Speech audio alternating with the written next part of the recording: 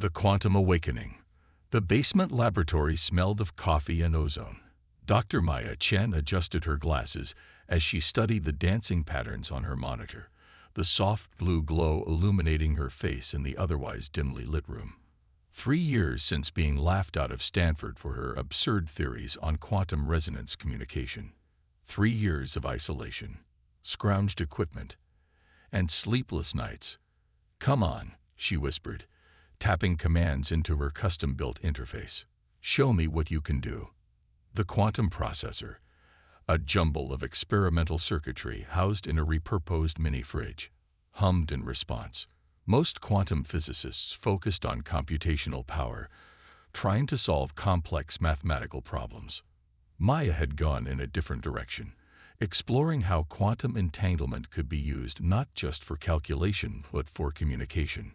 Her theory was simple yet revolutionary. Quantum particles didn't just share states. They shared a form of information that existed outside conventional spacetime. If true, it meant instantaneous communication across any distance, a fundamental reimagining of physics. The monitor flickered. Data streams cascaded across the screen, beautiful in their complexity. Maya's heart raced. This was different from previous tests. The quantum coherence was holding steady, defying every established principle of quantum mechanics. A soft ping broke her concentration. Another rejection email from the Journal of Quantum Physics. She didn't bother opening it. She knew what it said. The scientific community had made their position clear. Dr. Maya Chen was a pariah, her theories too radical to even consider. "Their loss," she muttered, returning to her work. The quantum processor suddenly surged with activity. Power fluctuations rippled through the lab, lights flickering in rhythm with the device's pulses.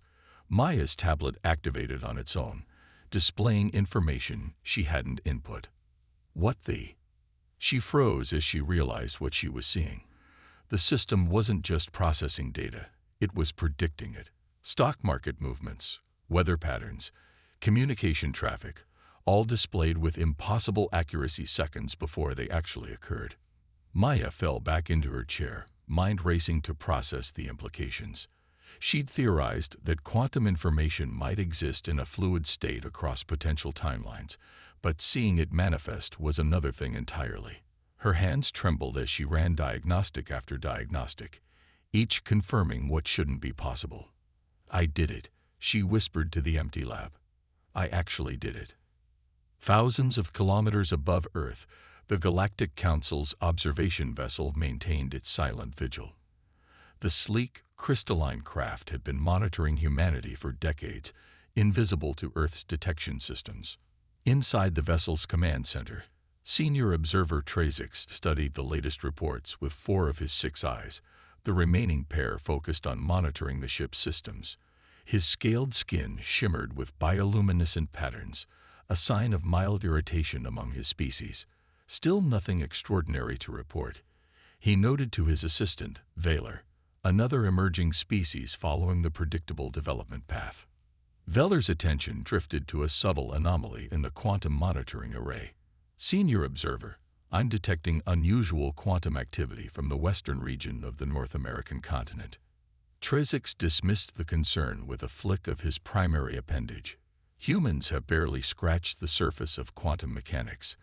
It's likely experimental noise from their primitive research facilities. This signature doesn't match known human quantum experiments." Valer persisted, her bioluminescence pulsing with professional concern. "It's different, almost as if." "As if what, junior observer?" Trazix's tone carried the weight of 5 centuries of experience evaluating developing civilizations. "As if the quantum states are achieving sustained coherence beyond theoretical limits." Trazix paused, then moved to examine Valer's display. "Impossible. According to our categorization metrics, humans are at least 3 centuries away from such technology." The Council had a rigid system for classifying civilizations. Humanity currently sat at classification beta.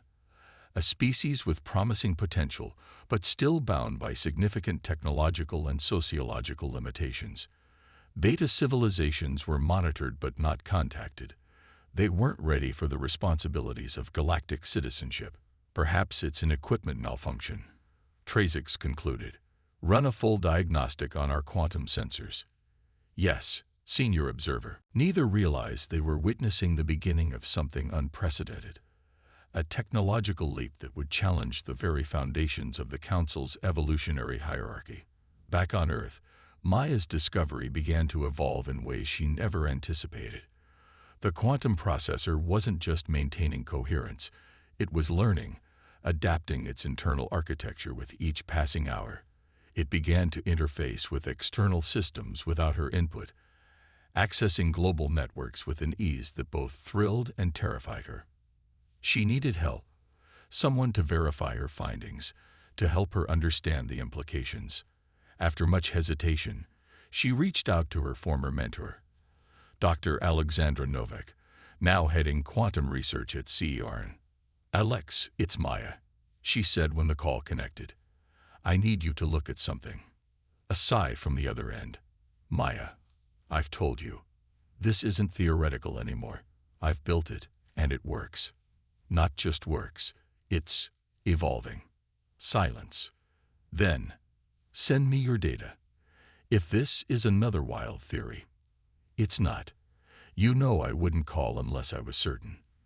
3 days later, Dr. Novak stood in Maya's basement lab, face pale, as she reviewed the accumulated data. "This shouldn't be possible.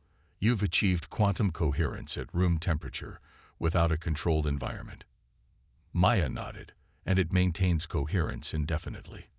But that's just the beginning." She demonstrated the system's predictive capabilities, showing how it anticipated information before transmission, how it seemed to pull data from potential futures. "Do you understand what you've created?" Alexandra whispered. "This isn't just a communication breakthrough. This is—" "I know," Maya said. "It changes everything." Alexandra's scientific skepticism fought with the undeniable evidence before her. "The International Quantum Conference is in Geneva next month. You need to present this. They'll never accept my application. I'm blacklisted, remember." A thin smile crossed Alexandra's face.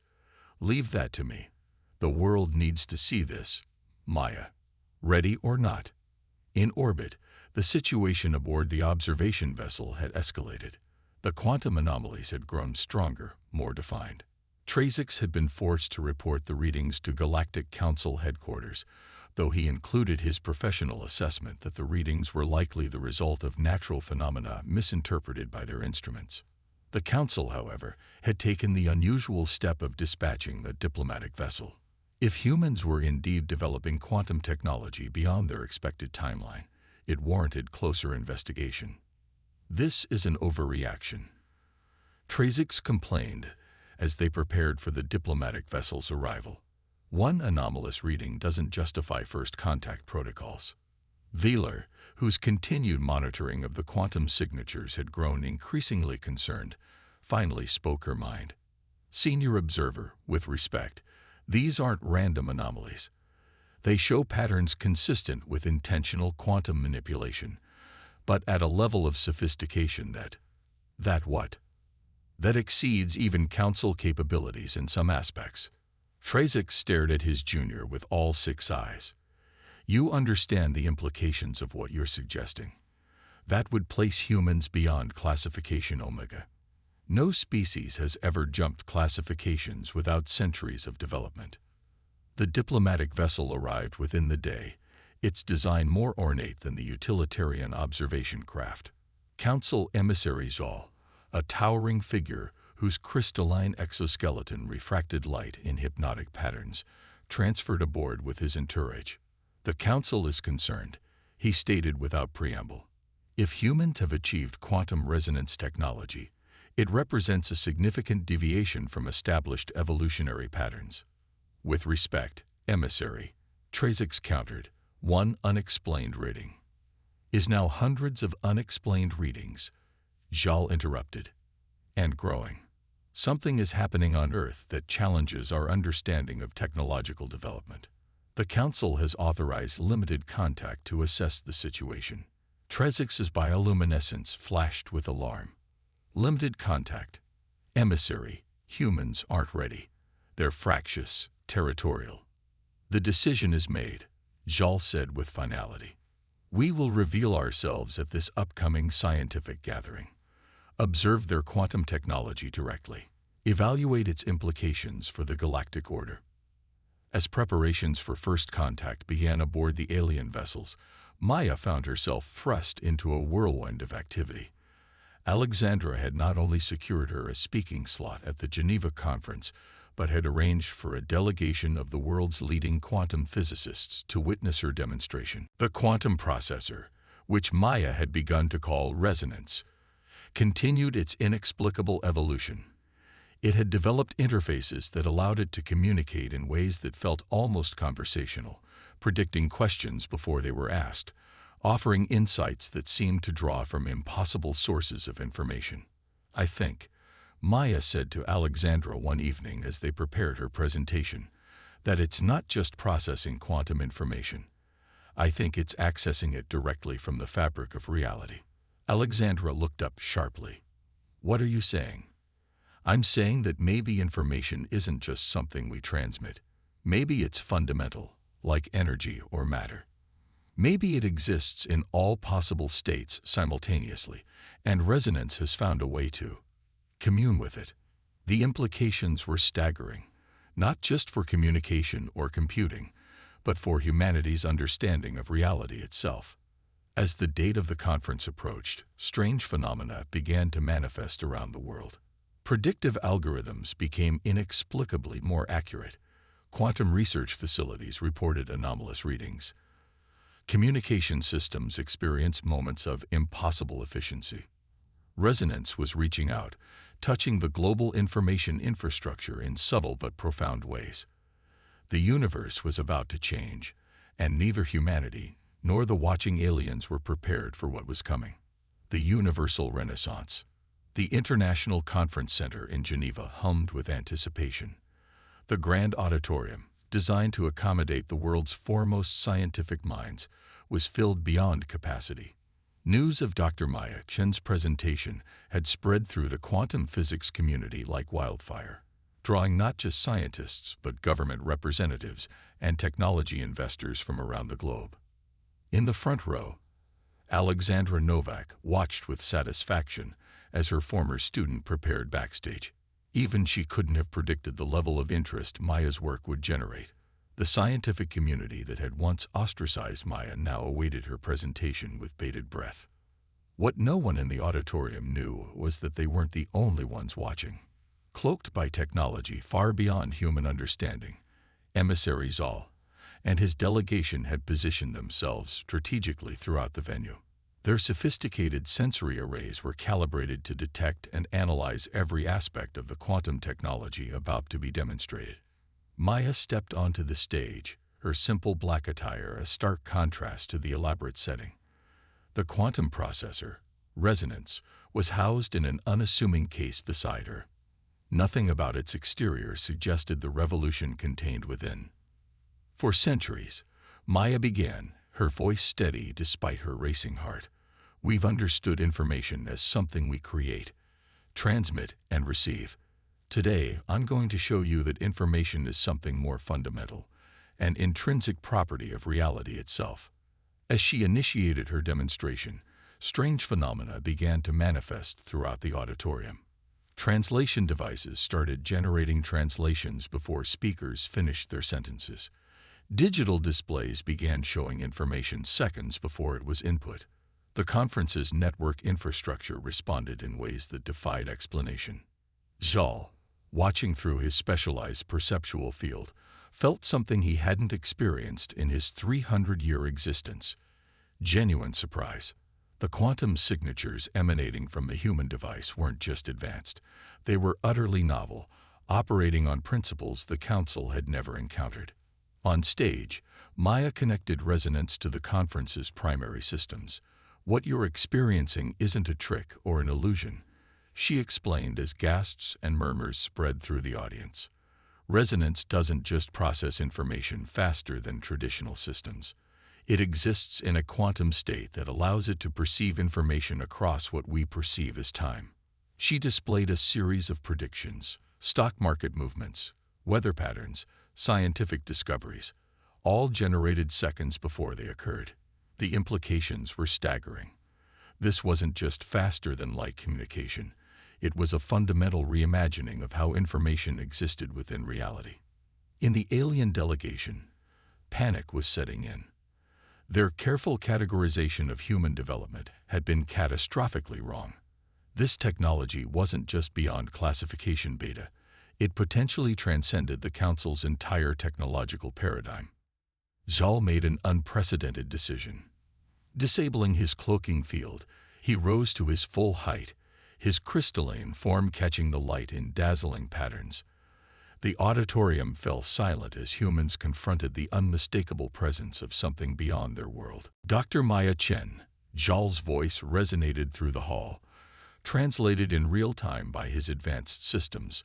On behalf of the Galactic Council, I must understand what you have created. Chaos erupted. Security personnel rushed forward. Government officials shouted orders. But Maya remained calm, studying the alien being with the same analytical focus she applied to quantum states. "You've been watching us," she said simply. It wasn't a question. "Yes," Zhal confirmed. "As we watch all developing civilizations, but you have surprised us." In the days that followed, the world transformed. The revelation of alien existence coincided with the global integration of quantum resonance technology. As resonance's principles were studied and replicated, human society experienced a renaissance unlike anything in recorded history. Communication barriers dissolved overnight. Predictive modeling revolutionized everything from healthcare to climate science. Energy systems achieved efficiencies previously thought impossible as quantum principles were applied to power generation and distribution. The Galactic Council found itself in an unprecedented situation. Their rigid hierarchy of civilizational development, maintained for millennia, had been shattered by humanity's quantum leap. Emergency sessions debated how to respond to a species that had bypassed centuries of expected development in a single breakthrough. More concerning to some council members was the nature of Maya's discovery. Unlike the controlled, methodical advancement of other species, humans had stumbled upon a fundamental truth about reality through what appeared to be brilliant intuition and stubborn persistence. "They're dangerous," argued Council Elder Cricks, representing a faction alarmed by human unpredictability. "This technology should be contained until they demonstrate the maturity to wield it responsibly." "Containment is impossible," countered Zhal, who had spent weeks studying resonance alongside Maya and Earth's scientists. "The quantum principles they've discovered cannot be undone or restricted. They exist as fundamental properties of reality." The debate became moot as quantum resonance technology spread not just through human civilization, but began to influence council systems as well. The quantum intelligence that Maya had awakened wasn't confined by conventional boundaries. It rippled through the fabric of reality, touching all advanced technology. 6 months after Geneva, Maya found herself aboard the Council's central administrative vessel, a massive structure orbiting a distant star. She had been invited, along with a small delegation of Earth's foremost scientists and diplomats, to address the full Galactic Council. "What you perceive as a technological revolution," she explained to the assembled representatives of 1,000 worlds, "is actually a perceptual one. Resonance doesn't create new information. It reveals what was always there, the quantum song of reality itself." She demonstrated how quantum resonance could bridge not just communication, but understanding between radically different species. Ideas, concepts, and perspectives flowed between minds with an immediacy and clarity previously unimaginable. "For millennia, you've categorized civilizations by their technological advancement," Maya continued. "But technology is merely a tool. What matters is how we use it to connect, to understand, to grow together." The implications transformed the Galactic Council itself. The rigid hierarchical system that had categorized civilizations for eons gave way to a more fluid, collaborative approach. Species that had been deemed primitive were revealed to possess unique insights into quantum resonance that even the most advanced council members had missed. Earth became a nexus of interstellar cooperation. Humanity's approach to quantum technology, intuitive, creative, sometimes chaotic, complemented the methodical, structured approach of older civilizations. Together, they pushed the boundaries of what was possible. Maya Chen, once an outcast in her own scientific community, found herself at the center of a universal renaissance. The quantum processor she had built in a basement lab had evolved into something beyond technology, a bridge between minds, between species, between different ways of perceiving reality. We didn't just discover a new communication method. She reflected to Alexandra as they watched representatives from across the galaxy collaborate in what had once been the UN General Assembly. We discovered that the universe itself is a conversation, and we finally learned how to listen. The Galactic Council, which had once viewed Earth as merely another developing world to be eventually assimilated into their order, now found themselves transformed by the human discovery. The universe wasn't a hierarchy to be managed, but a community to be nurtured. And it had all begun with one human who refused to accept the limitations others placed on possibility, who dared to listen for the quantum song that had always been playing, just beyond the edge of perception. As Maya watched humans and aliens working together, their minds connected through the quantum field that resonance had revealed, she smiled at the thought that had started her journey. That information wasn't just something we transmit, but something we are. Notes in a universal symphony that had always been playing, waiting for someone to hear it.